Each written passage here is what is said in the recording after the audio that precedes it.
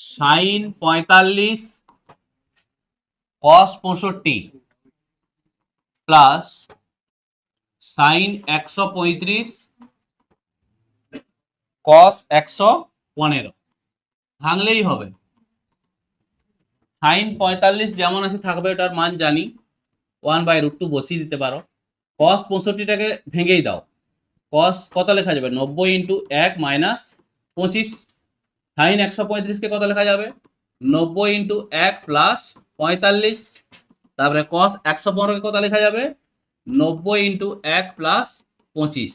ঠিক আছে, দেখে নাও তাহলে এইটা কোন কোয়াড্রেন্টে পড়ছে, অলে, তাই না?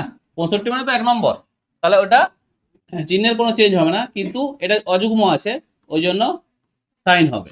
আবার ওইটা দেখো কি হবে, সেকেন্ডে নিজের ঘর, কিন্তু দেখো সাইন 45 হবে, তাই না? এই কস 45 হবে।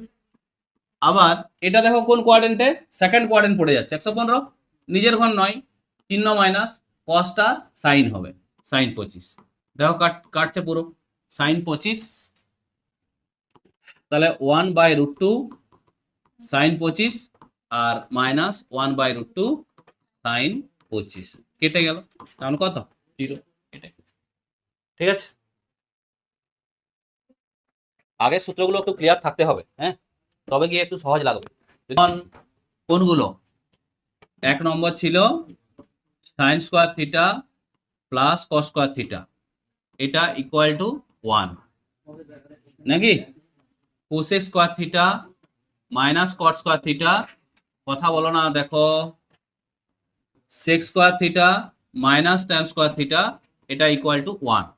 আমরা তখন এখানে যদি সাইন কসের মান দেওয়া থাকতো আমরা ডাইরেক্ট কি করতাম, প্লাসেই ধরতাম, তাই না?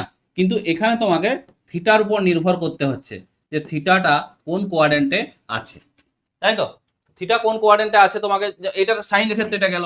এবার ধরো সেকের ক্ষেত্রে, যেমন এইটার ক্ষেত্রে হচ্ছে, আমি ধরো sec square theta equal to কত হচ্ছে, 1 প্লাস ট্যান স্কোয়ার থিটা, কিন্তু তুমি সেক থিটাটাকে প্লাস মাইনাস ছাড়া লিখতে পারবে না। কেন পারবে না, থিটাটা কোন কোয়াড্রেন্টে আছে, আগে তো শুধু থিটা ফার্স্ট কোয়াড্রেন্টে ছিল, যে কারণে সব পজিটিভ হতো, কিন্তু এখন তো থিটা তোমার সেরকম তো হচ্ছে না, থিটা তোমাকে খুঁজে দেখতে হবে কোন কোয়াড্রেন্টে আছে। 11 অঙ্কটা যেটা আছে ওইটার জন্য আমি বলছি, দেখো 11 কি বলেছে,